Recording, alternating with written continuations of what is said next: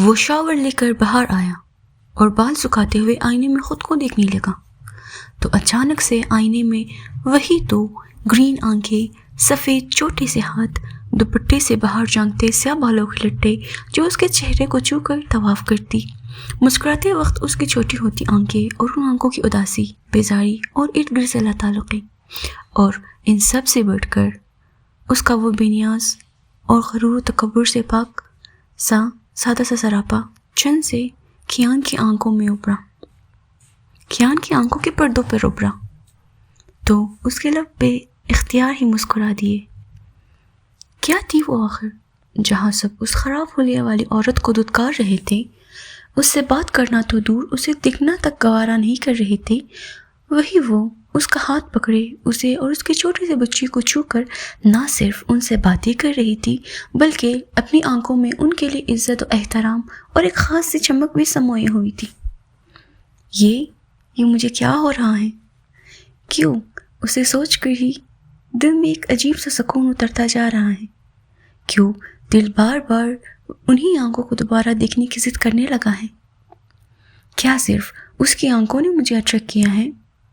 کیا صرف وہی آنکھیں ہی ہیں جو مجھے بار بار یاد آ رہی ہیں؟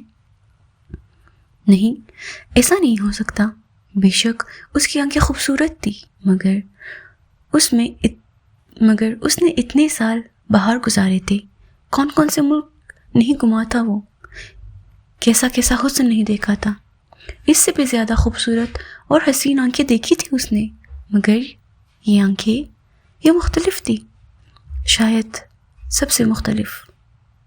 ان آنکھوں میں کچھ تو الگ تھا، کچھ خاص جو اسے اپنی طرف متوجہ کرا گئی تھی۔ اف یار، یہ اتنا کیوں سوچ رہا ہوں میں اسے؟ کیان، شرم کر، پلیز شرم کر۔ بس اتنی ہی تھی تیری ہمت کہ ایک لڑکی کی آنکھوں نے تیری دل کی دنیا میں طوفان سا برپا کر دیا ہے۔ Be a man Kian, be a man. یہ کیا تو ٹین ایجرز کی طرح بیہیو کر رہا ہے؟ شیم آن یو۔ وہ بیڈ پر گرتا خود سے مخاطب ہوتے ہوئے دل ہی دل میں خود کو سمجھانے لگا، مگر کاش کہ اسے خبر ہوتی کہ جس کے خیال سے وہ بھاگ رہا تھا، جس کو سوچنے سے گریز کر رہا تھا، ایک دن قسمت اسے اس مقام پر لا کھڑا کر دے گی کہ اس کے تمام تر سوچوں، خیالوں اور حتیٰ کی ذات کا محور بھی وہی ٹھہرا دی جائے گی۔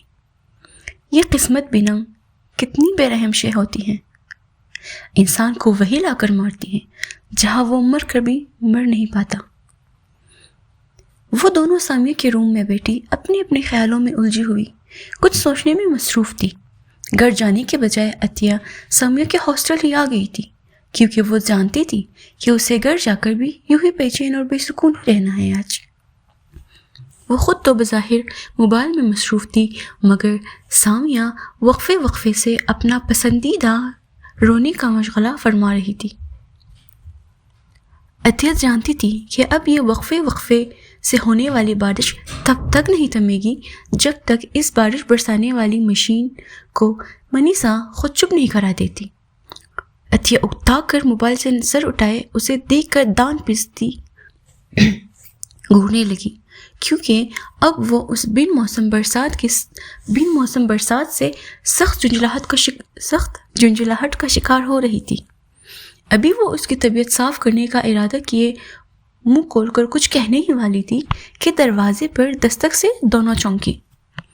اس وقت کون ہو سکتا ہے؟ عطیہ نے موبائل پر ٹائم دیکھا جو شام کے 6 بجا رہی تھی، اور پھر سامیہ سے کہا، جو کہ خود بھی یہی سوچ رہی تھی، شاید ہاسٹل میں سے ہی کوئی ہوگا، شاید کوئی کام ہوگا کسی کو۔ سامیہ کہتے ہوئے دروازے کی جانب بڑھی۔ دروازہ کھولنے پر دونوں کا منہ حیرت سے کھلے کا کھلا ہی رہ گیا، اور سامیہ منہ پر ہاتھ رکھے پھر سے رونے کی تیاری کرنے لگی۔ منیسا کو اپنے رویے پر بہت افسوس تھا، اور ساتھ ہی وہ اپنے اوور ری ایکٹ کر جانے اور دونوں کو اتنا سنانے پر اچھا خاصا شرمندہ بھی ہو رہی تھی۔ تبھی اسے بھوک محسوس ہونے لگی۔ پھر گھر پہنچ کر اسے یاد آیا کہ صبح سے تو اس نے کچھ کھایا ہی نہیں، کیونکہ وہ تینوں ناشتہ صبح یونی میں ساتھ ہی کیا کرتی تھی، اور آج پروفیسر کے چکر میں تینوں کا ناشتہ بھی گول ہو چکا تھا۔ اسے معلوم تھا کہ ان دونوں نکمیوں نے بھی کچھ نہیں کھایا ہوگا، اور ان کے بھوکے ہونے کا سوچ کر ہی اسے اپنے آپ پر مزید غصہ آنے لگا۔ پھر کچھ سوچ کر جلدی سے سلیپرز پہن کر کچن کی طرف بھاگی۔ وہ جانتی تھی کہ دونوں اس وقت ساتھ ہوں گے اور کہاں ہوں گے اس کا بھی اسے اچھے سے اندازہ تھا۔ تبھی وہ ہاسٹل پہنچ کر اب دروازے پر کھڑی ان دونوں کے ایکسپریشنز انجوائے کر رہی تھی۔ منیسا ہاتھ سے اس کا منہ بند کرتی اپنی ہنسی دبائے دونوں کو گھورنے لگی۔ اب ہٹو بھی سامنے سے، بھوک لگ رہی ہے مجھے بھائی۔ وہ اندر داخل ہوتے ہوئے سامیہ کو آگ مارتی بولی تو دونوں سامیہ کی شاکڈ حالت سے محظوظ ہوتے ہوئے ہنسنے لگے۔ عطیہ اور منیسا کو تو اس پر بس ہنسنے کا موقع ہی چاہیے تھا۔ بائی دا وے ایسا صرف سامیہ کو ہی لگتا تھا۔ اور پھر ہاتھ میں موجود شاپرز کو جس میں کھانے کے باکس تھے ٹیبل پر رکھتے ہوئے سامیہ کے پاس آ کر منیسا نے اسے گلے لگا لیا، اور گلے لگانے کی ہی دیر تھی کہ پھر سے میڈم نے زور و شور سے رونا شروع کر دیا۔ او میرے خدایا، کیا کروں میں اس روتولو کا؟ یار کوئی اتنا کیسے رو سکتا ہے؟ ہر موقع اور ہر سچویشن کے حساب سے الگ الگ ورائٹی کے آنسو موجود ہے اس کے پاس۔ خوشی کے لیے الگ قسم کے آنسو، غم کے لیے الگ ٹائپ کے آنسو، پریشانی، حیرانی، گھبراہٹ، غرض ہر فیلنگ اور ہر سچویشن کے حساب سے آنسو اویلیبل ہے اس کے پاس۔ یار میں تو کہتی ہوں کہ ہمیں سیل لگا دینی چاہیے اس کے آنسوؤں پر، قسم سے بڑا منافع ہوگا۔ عطیہ ہنسی دبائے چہرے پر سنجیدگی طاری کرتی ہوئی بولی، چپ کراؤ اسے منیس، ورنہ منہ توڑ دینا ہے میں نے اس کا، بتا رہی ہوں میں۔ صبح سے اس کے یہی تماشے ہیں جو اب میری برداشت سے بالکل باہر ہیں۔ عطیہ نے اپنی گول مٹول بڑی بڑی آنکھوں کو کچھ مزید بڑھا کرتے ہوئے خونخوار نظروں سے سامیہ کو گھورتے ہوئے منیسا سے کہا، جو کہ خود سر پکڑے بیٹھی تھی۔ وہ سچ میں اکتا گئی تھی اب اس کی، وہ دونوں سچ میں اکتا گئے تھے اس کی ہر بات پر رونے والی عادت سے۔ عطیہ کی گوہر افشانیوں پر سامیہ کو تو صدمہ ہی ہو چلا۔ کیا کہا؟ دوبارہ کہنا ذرا۔ ایک تو الٹی سیدھی حرکتیں کرو تم، اور ساتھ میں تمہاری باتیں سنوں میں، کاؤنٹ کرو تم اور ساتھ میں پنسوں میں، اور اوپر سے یہ باتیں بھی تم مجھے سنا رہی ہو۔ خبردار جو میرے آنسوں کو کچھ کہا تو منہ توڑ دوں گی میں تمہارا، جھوٹی ڈرامے باز میس نے کہی کی۔ سامیہ نے اپنے سرخ ہوتے ناک کو جو اب بہہ رہی تھی صاف کرتے ہوئے پاس بڑے صوفے پر رکھا کشن اٹھا کر عطیہ کو دے مارا، جو سیدھا اس کے منہ پر جا لگا۔ ہمیشہ سے رونے کے بعد نہ جانے اس میں اتنی انرجی کہاں سے آ جایا کرتی تھی کہ وہ سچ میں وڈیرن والے روپ میں آ جاتی تھی۔ عطیہ نے بھی جوابی حملے میں وہی کشن اسے کھینچ کر مارا جو اس کے سر پر جا لگا۔ اب عطیہ آگے آگے اور سامیہ پیچھے پیچھے۔ منیسا ان دونوں کو دیکھ کر پیٹ پر ہاتھ رکھے ہنسنے لگی، اور اب پورے کمرے میں ان تینوں کے قہقہے گونج رہے تھے۔ ان دونوں کی وجہ سے ہی تو اس کی زندگی میں رنگ تھے، اور رنگ بھی اتنے حسین کہ اتنی محرومیوں کے باوجود بھی اس سے زندگی کبھی کبھی واقعی میں حسین لگنے لگتی تھی۔ یہ سب منیسا کے اپنے خیالات تھے، جو کہ آگے جا کر اس کے غلط فہمی ثابت ہونے والے تھے۔ سالوں بعد آج پھر سے وہ صبح آئی تھی جس میں صفیہ بیگم کو اپنا گھر مکمل سا لگنے لگا تھا۔ آج ان کی پوری فیملی ناشتے کے ٹیبل پر ایک ساتھ موجود تھی۔ انہوں نے دل ہی دل میں خدا کا شکر ادا کیا کہ آج خدا نے انہیں یہ دن دکھایا تھا اور آج ان کا بیٹا ان کے سامنے موجود تھا، ورنہ 4 سال پہلے جو وہ گھر سے گیا تھا تو آج لوٹا تھا۔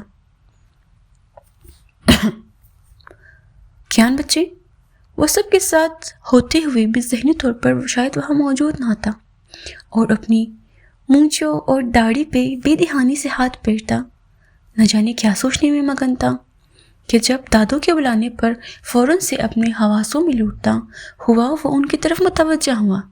جی دادو جان، بچے آج تمہاری آنے کی خوشی میں میں سوچ رہی تھی کہ یتیم خانے کو چیزیں بھجوا دوں، وہاں کے بچوں کے لیے، مگر طبیعت آج کچھ بوجھل سی ہو رہی ہے تو نہیں لگتا کہ خود جا پاؤں گی، اور ملازموں کے ہاتھ چیزیں بھجوانا مجھے مناسب نہیں لگ رہا۔ میں چاہتی ہوں کہ وہ گفٹس ان بچوں کے لیے گھر کا کوئی فرد لے کر جائے اور پوری اپنائیت سے انہیں دے، تاکہ بچوں کو چیزیں لیتے ہوئے احسان کا نہیں بلکہ اپنائیت کا احساس ہو۔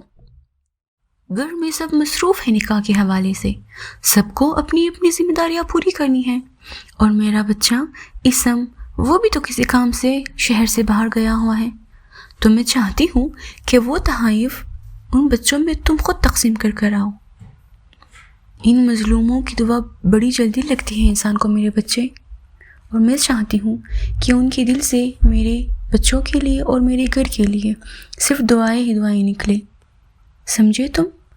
دادو نے تمہید باندھنے کے ساتھ ساتھ اپنا مدعا بھی بیان کیا تو کیان بھی بس سر ہلاتا رہ گیا، کیونکہ دادو کی کسی بات پہ انکار کرنے کی ہمت تو اس کے اپنے باپ میں بھی نہیں تھی، وہ تو پھر بھی ان کا بیٹا تھا۔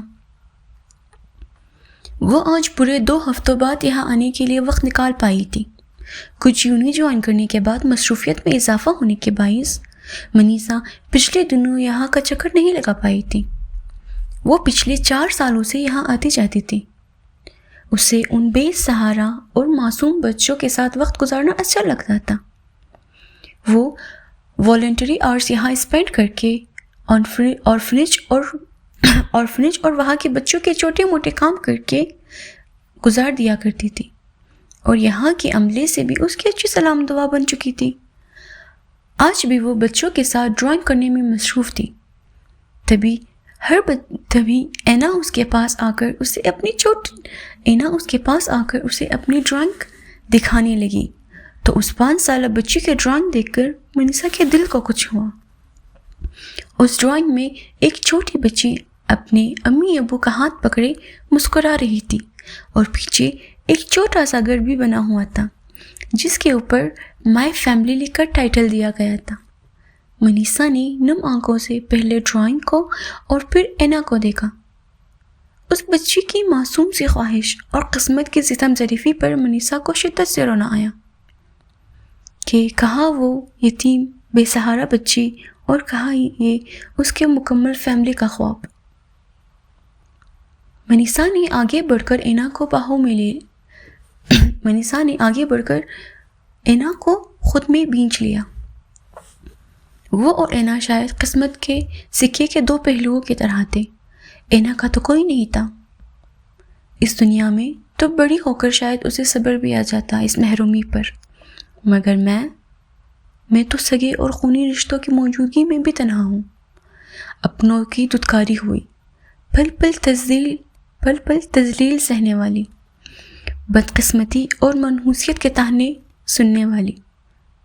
مجھے تو پیدا ہونے والی ماں اور گوشت و پوست اور خون دینے والے باپ تک نے دھتکار دیا تھا۔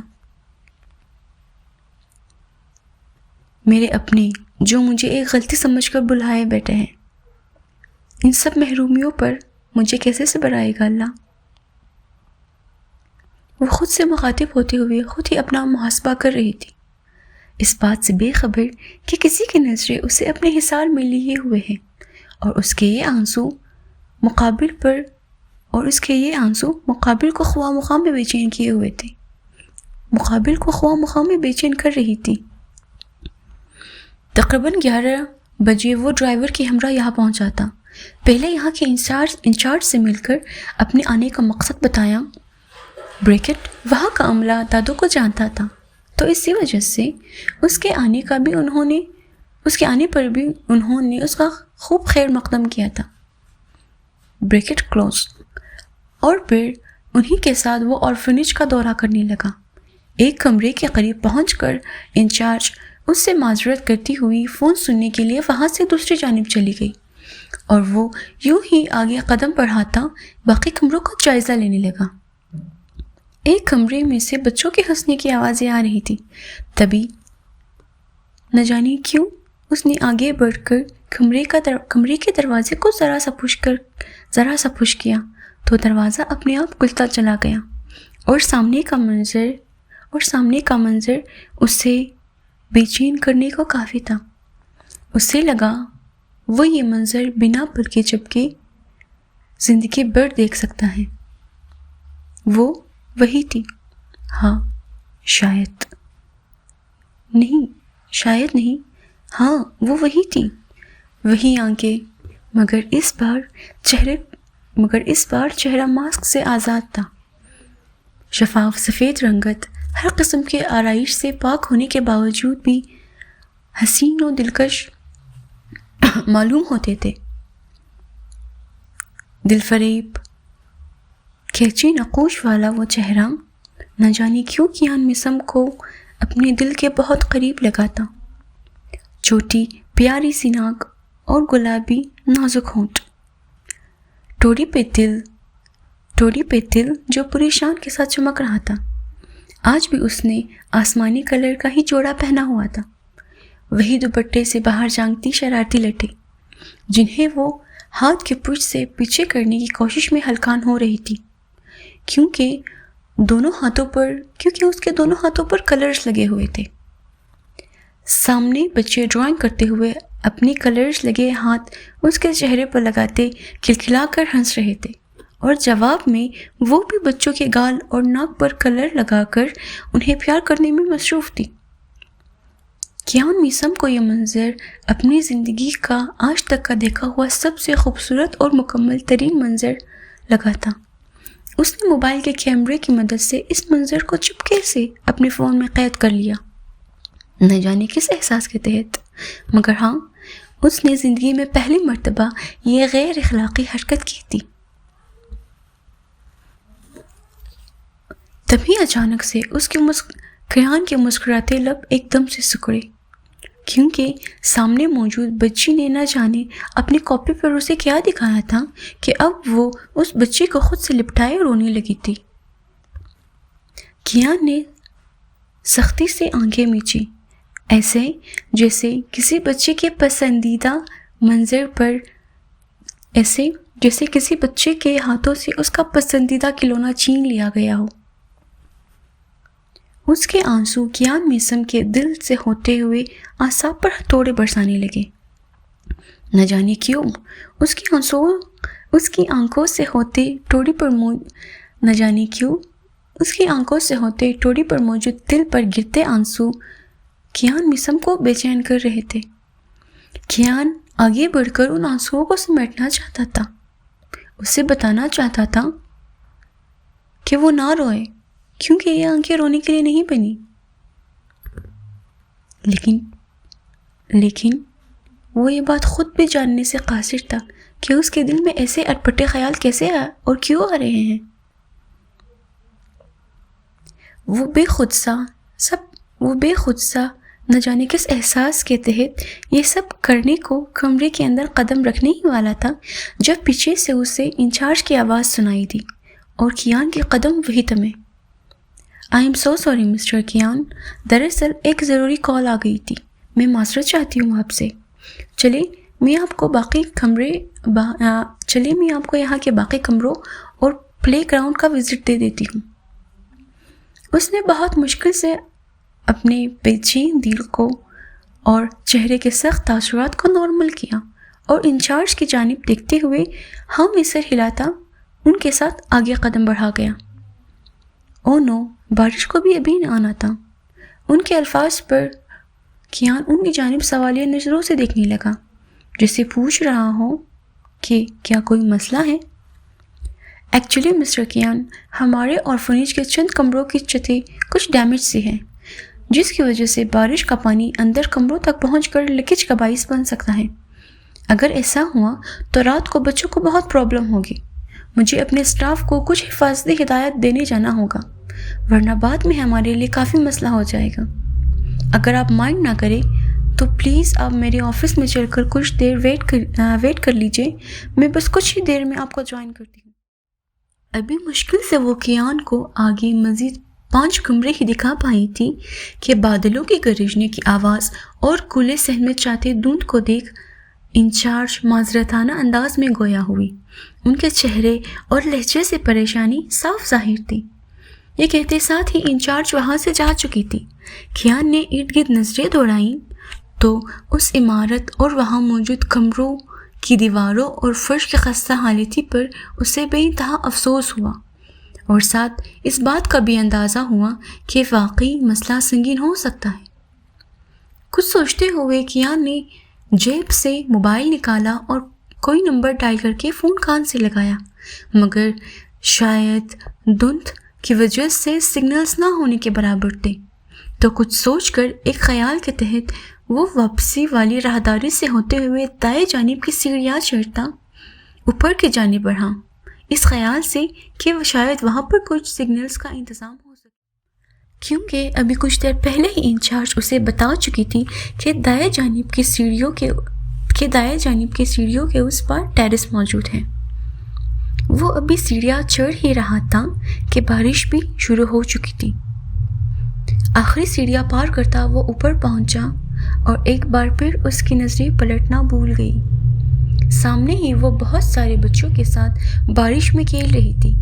دو چھوٹے بچوں کو گود میں اٹھائے گول گول گھماتی ہوئی کلکلا کر ہنستی، کبھی زور زور سے ان کے گالوں پر پیار کرتی تو کبھی ان کے بھاگنے پر ان کے پیچھے پیچھے بھاگتی وہ انہیں پکڑنے کی کوشش کر رہی تھی، اور نہ پکڑ پانے کی صورت میں زور زور سے پیر زمین پر پٹک کر برے برے منہ بنا کر ان سے ناراض ہوتی اور منہ بلا لیتی، جس پر بچے اس کے پاس آتے اور کان پکڑ کر معافی مانگتے تو وہ پھر سے ہنستی کلکلاتی انہیں پیار کرنے لگتی۔ کیان میسم کو وہ اس وقت ایک چھوٹی سی گڑیا ہی لگی تھی، اور اسے یہ دیکھ کر اچھی خاصی حیرت بھی ہوئی تھی کہ وہ دان پان اور کمزور سے نظر آنے والی چھوٹی سی لڑکی ایک ساتھ دو بچوں کو مزے سے گود میں اٹھائے ایسے گھما رہی تھی جیسے وہ کوئی باڈی بلڈر ہو۔ Body builder? اس کے سراپے پر دوبارہ نظر دوڑانے پر اسے اس لفظ باڈی بلڈر پر بہت ہنسی آئی تھی۔ وہ دوپٹہ گلے سے اتار کر اب دوپٹے کے دونوں سروں کو ہاتھوں میں تھامتے ہوئے گول گول گھوم کر ہنس رہی تھی، اور ارد گرد موجود بچے بھی اس کے گرد گرد چہل قدمیاں کرتے یا بھاگتے دوڑتے خود بھی ہنس رہے تھے۔ کیان نے فوراً نظریں نیچے جھکا لی، کیونکہ اب اس کے کپڑے بھیگنے کی وجہ سے اس کے جسم سے چپک رہے تھے، اور دوپٹہ گلے میں نہ ہونے کی وجہ سے اس کے جسم کی نشیب و فراز اور ساخت بھی واضح ہو رہی تھی، اور دوسرا شیرک اور پیچھے گردن سے ذرا نیچے چمکتا سیاہ دل اس کیان میسم کے دل کو خواہ مخواہ بے خود کر رہا تھا۔ آج دوبارہ اس کے وجود پر موجود ان تیلوں نے کیان میسم کے وجود میں ہلچل سی برپا کر دی تھی۔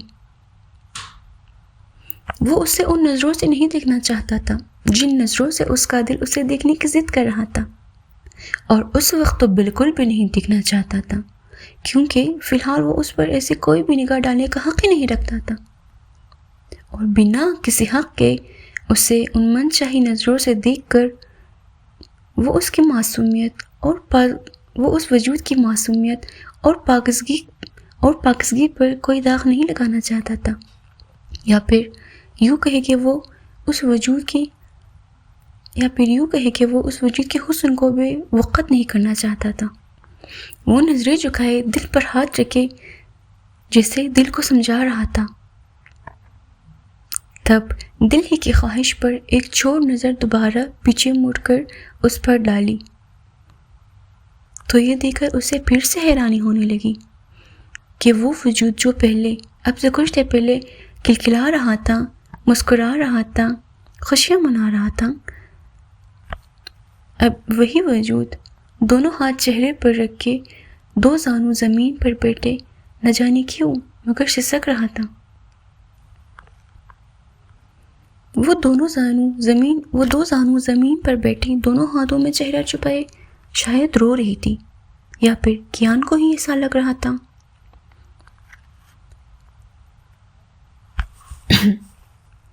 کچھ ہی دیر میں وہی بچی جسے وہ ڈرائنگ کرتے وقت خود سے لپٹائے رو رہی تھی، اینا اس کے پاس آئی۔ ابھی آپ تو ابھی اسمائل کر رہی تھی، ہیپی تھی، تو اب کیوں رو رہی ہیں؟ اینا اپنے دونوں ننھے ہاتھوں میں اس کا چہرہ تھامے معصومیت سے پوچھنے لگی۔ کچھ نہیں بیبی، بس کچھ یاد آ گیا تھا۔ وہ کیا ہے نا لٹل اینجل، اللہ کو 2 موقعوں پر ہمارا رونا بہت پسند ہے۔ وہ اپنا چہرہ اس کے ہاتھوں سے ہٹائے اس کے دونوں ہاتھوں کو لبوں سے لگا کر مسکراتی ہوئی بولی، کون سے 2 موقع آپی؟ اینا آنکھیں پٹپٹائے اشتیاق سے پوچھنے لگی۔ منیسا نم آنکھوں سے مسکراتی ایک ہاتھ اس کے گال پر رکھے پیار سے سہلاتی نرمی سے بولی، ایک سجدے میں اور دوسرا بارش میں۔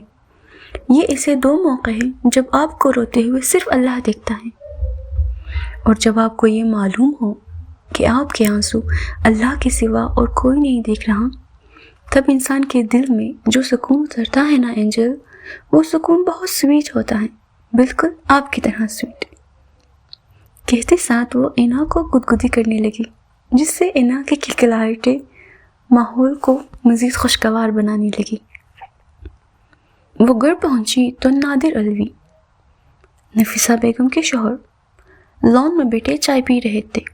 منیسا نے نظریں جھکائے انہیں سلام کیا اور کمرے کی جانب قدم بڑھا لیے۔ اسے عجیب سی صبحی کا احساس ہوتا تھا ان کے سامنے، نہ جانے کیوں۔ اگر نانو کی دی ہوئی قسم نہ ہوتی تو وہ کب کا یہ گھر چھوڑ کر جا چکی ہوتی۔ حالانکہ نادر علوی اسے مخاطب کرنا تو دور، اس کو جانب دیکھتے تک نہیں تھے، اور یہی وجہ تھی کہ منیسا کو اپنا وجود اور بھی زیادہ انچاہا اور بے وقت لگنے لگتا اس گھر میں۔ اتنے سالوں میں اتنا ضرور ہوا تھا کہ پہلے کی طرح اب اسے ان سے کسی قسم کی شکایت یا نفرت نہیں رہی تھی، بلکہ اب وہ ان کی ممنون اور مشکور تھی کہ نانو کے بعد جب اس کے سگوں نے اسے رکھنے سے منع کر دیا تھا، تب اپنی بیوی اور اس کی سگی ماں کی مخالفت کے باوجود بھی کسی کی پرواہ کیے بغیر نادر علوی نے منیسا کو ایک محفوظ پناہ گاہ دی تھی۔ پھر اس سے کیا فرق پڑتا تھا کہ اس محفوظ پناہ گاہ کے بدلے انہوں نے منیسا سے اس کا کل اثاثہ یعنی اس کی ماں چھین لی تھی، یا پھر انہیں اپنے نام کرا لیا تھا۔ شاور لینے کے بعد اسے بے حد تھکاوٹ کا احساس ہونے لگا، جسم درد سے چور تھا، ہلکا ہلکا ٹیمپریچر بھی ہو رہا تھا۔ شاید بارش میں بھیگنے کی وجہ سے اب اس کی طبیعت خراب ہو رہی تھی۔ اوندھے منہ بیڈ پر لیٹے خود پر کمپیوٹر درست کرتے منیسا دونوں ہاتھوں سے اپنا سر دبانے لگی کہ اچانک سے اسے شدید مائیگرین نے آن گھیرا تھا۔ بھیگنے کے بعد ہمیشہ ہی اس کی طبیعت خراب ہو جایا کرتی تھی، تبھی تو نانو اس کے لاکھ ضد کرنے رونے پیٹنے کے باوجود بھی اسے بارش میں بھیگنے ہرگز نہیں دیتی تھی، یا پھر ڈانٹ ڈپٹ کرا کر چپ کرا دیا کرتی۔ نانو کی ڈانٹ ڈپٹ یاد آتے ہی اس کی بند آنکھوں سے 2 موتی ٹوٹ کر تکیے میں جذب ہوئے تھے۔ وہ اپنے کمرے سے منسلک اسٹڈی میں بیٹھا نگاہیں لیپ ٹاپ پر ٹکائے مسلسل نہ جانے کیا سوچنے میں مگن تھا، اور فریج کے انچارج سے باتوں باتوں میں ہی کیان نے اس چھوٹی سی لڑکی کے متعلق بہت سے معلومات اکٹھا کر لیے تھے، جیسے کہ اس کا نام، یونیورسٹی اور ایڈریس وغیرہ۔ منیسا زہرا، یہ نام انچارج سے سنتے ہی اس کے دل نے نہ جانے کیوں ادھم مچا رکھا۔ منیسا زہرا، یہ نام زیر لب بڑبڑاتے ہوئے اس کے لب مسکرائے تھے۔ منیسا زہرا، یہ نام انچارج سے سنتے ہی نہ معلوم کیوں اس کا دل بلیوں اچلنے لگا۔ ایک عجیب سی بے چینی نے اسے آن گھیرا تھا۔ منیسا، یہ نام زیر لب بڑبڑاتے ہوئے اس کے لب اپنے آپ مسکرائے تھے، اور پھر ایک دم سے کچھ یاد آتے ہی وہ مسکراہٹ ہونٹوں سے اچانک غائب ہو چکی تھی۔ وہ اپنی ہی دھن میں تھا جب دروازہ کھلنے کی آواز پر اس کی محویت ٹوٹی۔ ہیلو برو، خیر تو ہیں؟ یہ یوں آتے ساتھ ہی کمرہ نشین کیوں ہو گئے ہوں؟ اسم دروازے سے اندر آتے ساتھ ہی ہمیشہ کی طرح شروع ہو چکا تھا۔ مجھے تو بالکل خیر کے آثار نظر نہیں آ رہے بڑی۔ اسم کے پیچھے ہاتھے حدیب نے آنکھ مارتے ہوئے اسے چھیڑا۔ اتنے بڑے ہو گئے ہو تم دونوں، پھر بھی مینرز نام کی کوئی چیز چھو کر نہیں گزری تمہیں۔ میرے خیال میں کسی کے کمرے میں نوکر کیا آیا جاتا ہے۔ ان دونوں پر چوٹ کرتا وہ آگے بڑھ کر باری باری دونوں سے بغلگیر ہوا۔ دیکھ بھئی، جہاں تک میری بات ہے تو ہم پولیس والوں کو نوک کر کے آنا سوٹ بالکل نہیں کرتا، حدیب دانت دکھاتے ہوئے بولا۔ اور رہی میری بات تو بچپن سے لے کر آج تک کبھی تو نے مجھے ادب و آداب کا مظاہرہ کرتے ہوئے دیکھا ہے؟ کم از کم اب تو مجھ سے یہ توقعات رکھنا چھوڑ دے یار۔ اسم بھی مصنوعی خوف کے زداتا دو بولا۔ کچھ نہیں ہو سکتا تم دونوں کا۔ I am done. کیان دونوں ہاتھ ہوا میں اٹھاتا سرنڈر کرنے کے سے انداز میں بولا، اور پھر ان دونوں کو صوفے کی جانب اشارہ کرتا ان دونوں کو بیٹھنے کا کہتے وہ خود بھی ان کے برابر بیٹھ چکا تھا۔ اور بھئی کیسا ہے؟ اتنے سالوں بعد تجھے یوں اپنے سامنے دیکھ کر بہت خوشی ہو رہی ہے مجھے، قسم سے، حدیب نے اس کے کندھے پر ہاتھ رکھتے ہوئے کہا۔ اس کے چہرے سے ہی خوشی آیا تھی۔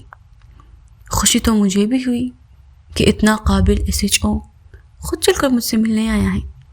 کیان نے اس کا اپنے کندھے پر رکھا ہاتھ نرمی سے دباتے ہوئے کہا، کیسی بات کر رہا ہے کیان؟ بچپن کا یار ہے تو میرا، سالوں کا ساتھ ہے ہمارا، اور تو ایسی باتیں کر کے اپنی پٹائی کرنے پر اکسا رہا ہے اس SHO کو۔ دھیان رکھیو۔ حدیب نے ہاتھ سے اس کے کندھے پر مکہ رسید کیا۔ تو کدھر نکل لیا؟ بیٹھ ادھر۔ اسم جو کب سے ان کی باتیں سن رہا تھا ایک دم سے اٹھ کر جانے لگا تو دونوں چونک کر کے جانب دیکھنے لگے۔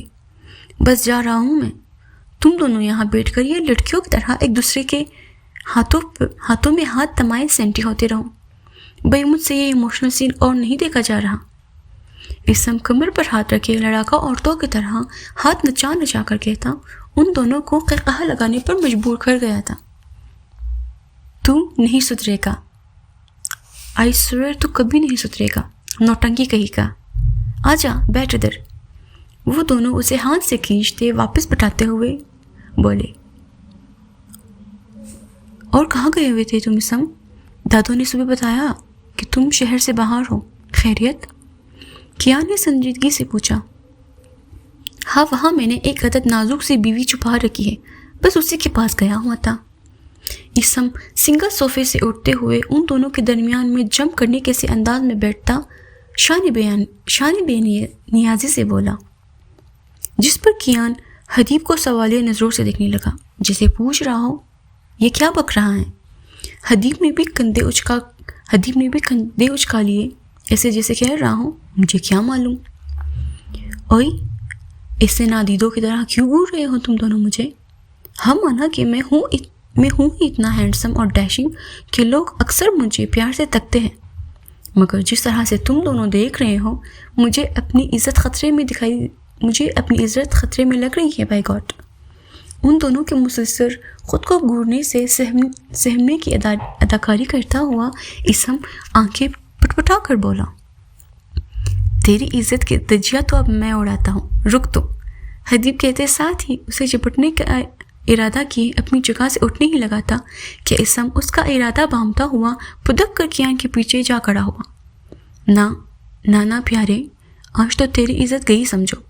کیان بھی ان دونوں کے درمیان سے ہٹتا اور حدیب کے لیے راستہ صاف کرتا ہوا اسم کو ہری جھنڈی دکھاتا ہوا بولا۔ اسم کیان کی اس بے مروتی پر دونوں کو ڈوڈبائی نظروں سے دیکھنے لگا، جو آنکھوں ہی آنکھوں میں ایک دوسرے کو ریڈی، اسٹیڈی اینڈ گو کا اشارہ دے چکے تھے۔ اب وہ سٹ بٹھا کر آگے بھاگ رہا تھا اور کیان اور حدیب پیچھے، اور پورا کمرہ ان تینوں کے قہقہوں اور خاص کر بیچارے اسم کے دادو بچاؤ کی فریاد بری آوازوں سے گونج رہا تھا۔ اور نیچے ابراہیم صاحب، صفیہ بیگم اور دادو اوپر سے آتے شور شرابے سے محسوس ہوتے چائے سے لطف ہو رہے تھے۔ اتنے سالوں بعد تو ان کے کانوں کو یہ شور شرابہ سننے کو ملا تھا۔ تقریباً 2 گھنٹے لائبریری میں کتابوں کے ساتھ سر کپانے کے بعد وہ اکتا کر اپنی چیزیں سمیٹتی وہاں سے نکلی۔ ابھی کچھ ہی دور پہنچی تھی کہ اسے یاد آیا کہ 2 گھنٹے پہلے اچھی نے اس سے میسج کر کے گھر آنے کا کہا تھا، کیونکہ آج ان کا مووی کا پلان تھا۔ سامیہ نے کچھ سوچتے ہوئے راستے سے منیسا کو لیتے ہوئے کچھ سوچ کر منیسا کو کال ملائی تاکہ اسے بھی راستے سے لیتے ہوئے دونوں اتیا کے گھر پہنچ جائے۔ اس نے بیگ سے موبائل نکال کر اتیا کو کال ملائی، جو کہ دوسری، تیسری اور پھر چوتھی بیل پر بھی اٹھائی نہ گئی۔ تو اسے میسج پر تیار رہنے کا کہہ کر سامیہ میسج سینڈ کرتی موبائل ابھی بیگ میں رکھ ہی رہی تھی کہ کسی نے پیچھے سے پرس جھپٹنے کے سے انداز میں اس کے ہاتھ سے کھینچا۔ وہ 2 موٹر سائیکل سوار تھے جو پرس چھننے کے بعد قہقہا لگاتے اسے کوہنی مارتے ہوئے آگے بڑھ چکے تھے۔ یہ سب اتنا جلدی ہوا تھا کہ ہڑبڑاہٹ میں سامیہ کو کچھ سمجھ ہی نہ آیا۔ اس کے ہاتھوں سے کتابیں چھوٹ کر زمین پہ گری اور وہ ان کے بیچ میرا پرس اور روکو روکو کہتی اور وہ ان کے پیچھے میرا پرس اور روکو روکو کہتی بھاگنے لگی۔ بھاگتے ہوئے اس کا دایاں پیر مڑا اور وہ بیلنس برابر نہ رکھ پاتے ہوئے منہ کے بل زمین کو جا لگی۔ کوشش کر کے کراتے ہوئے اٹھ بیٹھی تو دوبارہ کھڑے ہونے کی کوشش کی، مگر پاؤں کے درد نے ہلنے تک نہ دیا تھا۔ ایک تو بیگ کے چھن جانے کا دکھ اور اوپر سے پاؤں کا درد، ارد گرد سناٹا اور شام کے ڈلتے سائے، یہ سب اس ڈرپوک اور کم جرات لڑکی کا دل دہلانے کو کافی تھے۔ بے بسی اور ڈر و خوف کے احساس سے دونوں ہاتھوں میں چہرہ چھپائے وہ اپنا ہمیشہ والا پسندیدہ کام شروع کرنے لگی۔ ابھی وہ رونے کا اپنا شغل فرما ہی رہی تھی، اپنے رونے کا شغل فرمانے میں ہی مصروف تھی کہ اپنے قریب کسی کی موجودگی محسوس کر کے سامیہ مزید ڈر گئی اور خوف سے اپنی آنکھیں زور سے مینچ لی۔ Excuse me, are you okay miss? آپ ٹھیک ہے؟ ایک مردانہ گمبھیر آواز اس کے کانوں سے ٹکرائی تو وہ باقاعدہ خوف سے کانپنے لگی۔ ریلیکس، آپ سیف ہیں، کام ڈاؤن، آپ ٹھیک ہے کیا؟ وہ آواز اسے کسی غنڈے کی تو ہرگز نہیں لگی۔ جب اس سے کچھ اطمینان سا ہوا تو سامیہ نے چہرے پر سے دھیرے دھیرے اپنے چہرے پر سے دھیرے دھیرے ہاتھ ہٹائے، مگر آنکھیں ہنوز بند تھی۔ حدیب جو پولیس اسٹیشن سے گھر کی جانب روانہ تھا، راستے میں اس کی نظر سڑک کی جانب چلتی ایک لڑکی اور پیچھے سے آتے دو موٹر سائیکل سوار پر پڑی، اور پھر آگے کا واقعہ دیکھ کر وہ گاڑی ریورس کرتا اس موٹر سائیکل کا پیچھا کرتا ان تک جا پہنچا اور انہیں دبوچ ڈالا۔ ان سے اس لڑکی کا بیگ لیتا وہ دوبارہ گاڑی اسی جگہ پر لے آیا تھا جہاں سے ان دونوں بدماشوں نے اس لڑکی کا بیگ چھینا تھا۔ اسے یوں زمین پر بیٹھا دیکھ حدیب بھی اس کے پاس گھٹنوں کے بل بیٹھتا ہوا اسے ریلیکس کرنے لگا۔ سامیہ نے چہروں کو ہاتھوں سے آزاد کیا تو اسے دیکھتے ہی حدیب چند لمحوں کے لیے خاموش سا ہوا۔ کیفیت کچھ عجیب سی تھی، سادہ سا شفاف چہرہ، کھڑی ناک جو اب رونوں کے باعث سرخ ہو رہی تھی، ناک میں باریک چاندی کی لونگ، گھنی سیاہ مڑی ہوئی رسی پلکیں اور گلابی کپکپاتے ہونٹ۔ بے اختیار حدیب کے دل نے ایک بیٹ میس کی۔ چند لمحے خاموشی کے بعد اس نے ڈرتے ڈرتے باری باری کر کے دونوں آنکھیں کھولی تو سامنے وردی میں موجود اس ہینڈسم سے شخص کے ڈارک بلیک آنکھوں میں دیکھتے ہوئے سامیہ نے کپکپاتے ہاتھوں سے سڑک کی جانب اشارہ کیا، مگر وہاں سن کون رہا تھا؟ وہ تو بس اس کے کھولتے بند ہوتے ہونٹوں اور پلکوں کا گرنا انجوائے کر رہا تھا۔ مگر سن کون رہا تھا؟ وہ تو بس اس کے کھلتے بند ہوتے ہونٹوں اور پلکوں کا گرنا اٹھنا انجوائے کر رہا تھا، پلکوں کا گرنا اٹھنے کا منظر انجوائے کر رہا تھا۔ مگر وہاں سن کون رہا تھا؟ وہ تو بس اس کے بند ہوتے اور کھلتے ہونٹوں اور گرتے اٹھتے پلکوں کا رقص انجوائے کر رہا تھا۔ جب بات کرتے ہوئے سامیہ کا ہاتھ اس کے ہاتھ سے ٹچ ہوا تب اسے ہوش آیا اور وہ جلد خود کو کمپوز کر گیا تھا۔ آفیسر، میرا بیگ وہ لے گئے۔ اس میں میری ID اور بہت سی چیزیں تھیں، ساتھ موبائل بھی تھا۔ سامیہ نم آنکھوں سے اس کی طرف دیکھتی ہوئی اپنے آنسو صاف کرنے لگی۔ تب حدیب نے اپنے پشت پر رکھا ہاتھ اس کے آگے کیا تو سامیہ کی آنکھیں چمک اٹھی۔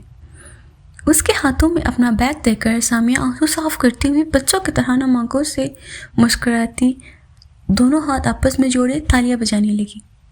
واو آفیسر، پہلی بار پولیس ٹائم پر پہنچی ہے کہیں۔ آپ تو گریٹ ہو۔ اس کی تالیاں بجانے والی حرکت پر حدیب بھی مبہم سا مسکرا دیا تھا۔ وہ حدیب کو اس وقت کوئی 6 سالہ بچی ہی لگ رہی تھی۔ آپ کمپلیمنٹ دے رہی ہے یا پرتنس کر رہی ہے؟ اچھا خیر، چلے اٹھیں، یا یہی بیٹھنے کا ارادہ ہے آپ کا؟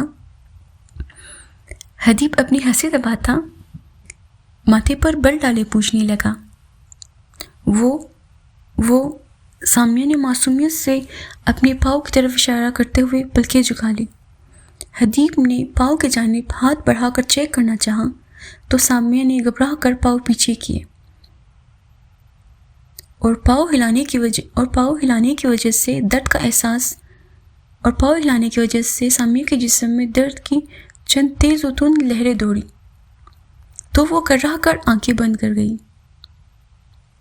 آنکھیں بند کرتے ہوئے سامیہ نے بے دہانی میں حدیب کا کالر مضبوطی سے مٹھیوں میں بھینچ لیا۔ اسے اپنے اتنے قریب دیکھ کر حدیب کا دل 120 کی رفتار سے دھڑکنے لگا۔ زندگی میں پہلی بار کوئی لڑکی اس کے اتنے قریب آئی تھی۔ اتنے قریب آئی تھی۔ آپ اٹھنے کی کوشش کیجیے، شاید چل پائے۔ حدیب نے دھڑکتے دل پر قابو پاتے ہوئے خود کو کمپوز کرتے نظروں کا زاویہ بدل کر کہا، I just can't آفیسر۔ اس کی آنکھیں پھر سے نم ہونے لگی۔ اچھا چلے، میں کچھ کرتا ہوں، میں آئی؟ حدیب نے کھڑے ہو کر اس کے سامنے اپنی ہتھیلی بڑھائی جس پر وہ ایک بار پھر سے پلکوں کے جالر گرا کر اپنا ہاتھ اس کے چھوڑے اور مضبوط ہاتھ میں تھما چکی تھی۔ مگر اٹھتے ہی ایک مرتبہ پھر درد کی ایک لہر سی اس کے جسم میں دوڑی۔ وہ گرنے ہی والی تھی، وہ لڑکھڑا کر گرنے ہی والی تھی کہ حدیب نے جلدی سے اس کی کمر میں ہاتھ ڈال کر اسے تھام لیا۔ وہ جو آنکھیں بند کیے گرنے کا انتظار کر رہی تھی، اپنی کمر پر کسی مضبوط ہاتھ کا لمس پا کر آنکھیں کھول کر سامنے موجود اس ہینڈسم سے بندے کو دیکھنے لگی۔ دوسری جانب اس نازک سی لڑکی کا نرم سا لمس حدیب کے دل کی دنیا کو تہہ بالا کر چکا تھا۔ سامیہ شرم سے سرخ ہوتی پلکیں چکائے اپنی لب کاٹنے لگی کہ اپنی پوزیشن کا احساس اسے اچھے سے تھا۔ اور یوں کہ حدیب اس سے سیدھا کرتے ہوئے بولا، وہ بس سر اسبات میں ہی ہلا پائی تھی۔ پھر حدیب ایک ہاتھ سے اسے کمر سے تھامتا، دوسرے ہاتھ سے اس کا ہاتھ پکڑے اسے جیسے تیسے کر کے گاڑی کی جانب بڑھنے لگا۔ سنیں، وہ ڈرتے ڈرتے بالآخر اس سے مخاطب کر ہی گئی تھی۔ آپ اچھے والے پولیس ہیں نا؟ سامیہ آنکھیں گھما کر ایسے پوچھ رہی تھی۔ سامیہ آنکھیں گھما کر پوچھنے لگی۔ ایک تو شام کا سناٹا اور اوپر سے اس کی یہ حالت، ایسے میں وہ کیسے کسی کے بھی ساتھ چلی جاتی، ایسے میں وہ کیسے بھی کسی پر بھروسہ کر سکتی تھی؟ آپ یہ پوچھ رہی ہے یا بتا رہی ہے؟ حدیب نے آنکھیں گھما کر پوچھا۔ آنکھوں میں شرارت واضح تھی۔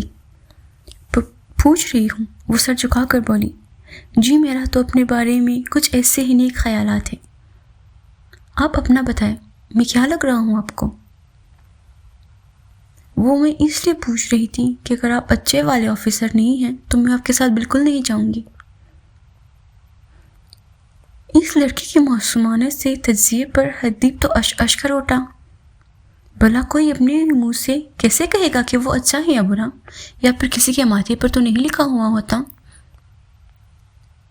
کہ وہ اچھا ہے یا پھر اچھا نہیں ہے؟ جی آپ بے فکر رہیے، میں اچھا والا ہی پولیس ہوں، میں اچھا والا ہی پولیس مین ہوں۔ وہ ہنسی دبائی نظروں کا زاویہ تبدیل کرتا ہوا بولا۔ اوکے۔ وہ سر ہلاتی بے نیازی سے بول کر سیٹ پر براجمان ہو چکی تھی۔ کہاں جانا ہے آپ کو؟ وہ پہلے تو اپنی فرینڈ کے گھر جانا تھا، مگر اب اگر اس حالت میں گئی تو وہ بہت مارے گی اور ڈرپوک وڈیرن کہہ کر چھیڑے گی بھی۔ اور ہاں، سب سے زیادہ وہ پریشان بھی تو بہت ہوگی نا مجھے اس حالت میں دیکھ کر، اس لیے اب مجھے وہاں نہیں جانا۔ آپ مجھے حوصلہ چھوڑ دے پلیز۔ وہ برے منہ بنا کر بول رہی تھی، اور حدیب کو وہ اس وقت کتنی کیوٹ لگ رہی تھی یہ بس وہی جانتا تھا، یا پھر اس کا دل۔ ایڈریس بتائیں۔ جی۔ حدیب نے کار ہاسٹل کے سامنے روکی تو سامیہ نے اپنی روم میٹ کو کال کر کے باہر ہی بلا لیا، جو اسے سہارا دیتی اندر لے گئی۔